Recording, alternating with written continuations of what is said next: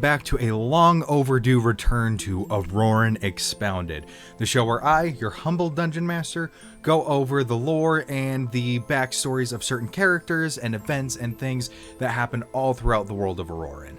Today, to kind of get back into the swing of things, I figured we might discuss something that is going to be a bit relevant in both the campaigns we'll be streaming coming up, and that would be the NAA, or Neutral Agreement Alliance. Although we won't be talking about them specifically, we're going to be talking about certain factions that operate within the NAA's bounds that will become influential figures in the campaigns to come. So, without further ado, let's jump right into it.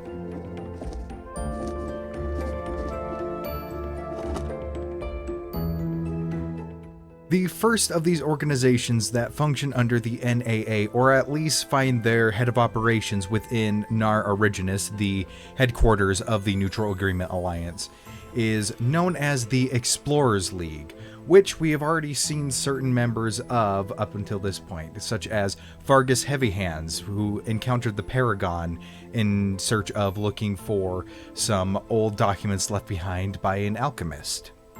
At its core, the Explorers League is a group of historians that go delving into old ruins and lost civilizations to uncover the mysterious history of this world. It is also in their interest to find special magical artifacts that may have stood the test of time in order to keep them out of the hands of people who would use them for more nefarious purposes. Above all else, however, the Explorers League is extremely interested in the Precursor Ruins. That is the most mysterious piece of history that has since been lost.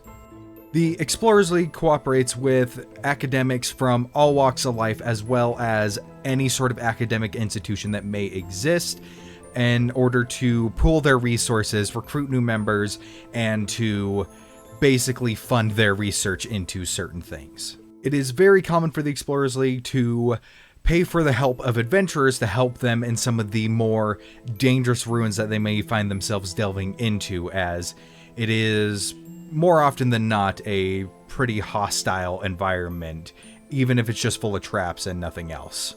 And that is especially true when it comes to the Precursor Ruins. There is no way that you are clearing that out without some sort of incredibly significant challenge. The Explorers League, other than their main headquarters in Nar Originis, don't really have any specific footholds in most of the areas. They usually just have a general meeting place in each of the Neutral Agreement regions. But a lot of the Explorers League move around very, very frequently, and they usually fly in groups of about 2 to 3. However, there are quite a few solo researchers that make their way around as well. Usually when expeditions are funded, part of the cost is spent towards hiring adventurers to make the expedition run much smoother and much safer. But with the Explorers League being full of academics and scholars, what about a much more violent faction?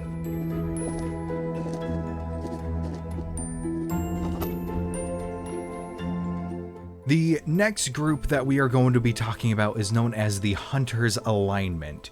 These people are all around traveling the world to find the biggest monsters for them to slay. All around the world, you can find hunting lodges belonging to this organization that dedicate themselves to slaying monsters, and protecting the towns is more of a byproduct for them. They're more in it for the glory and thrill of the hunt.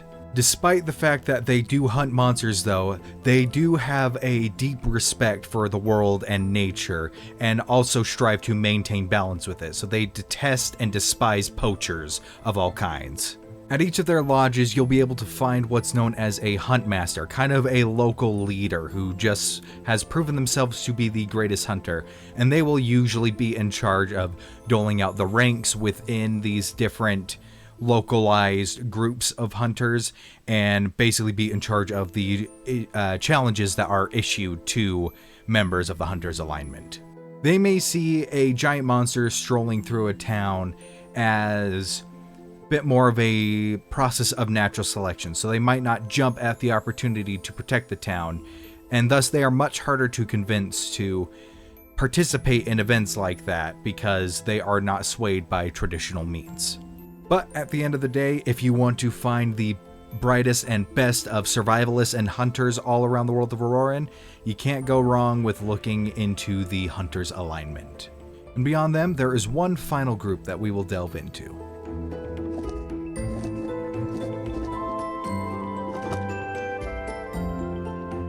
The final group is probably the single most straightforward one of the bunch, known as the Craftsman's Guild.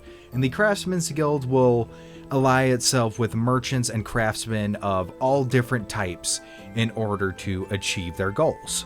The Craftsman's Guild will usually they act as almost a global quality assurance tester, as if you are a craftsman, let's say you run a large manufacturing company, but the Craftsman's Guild does not recommend you or finds fault with your production, then it'd be pretty hard to stay in business.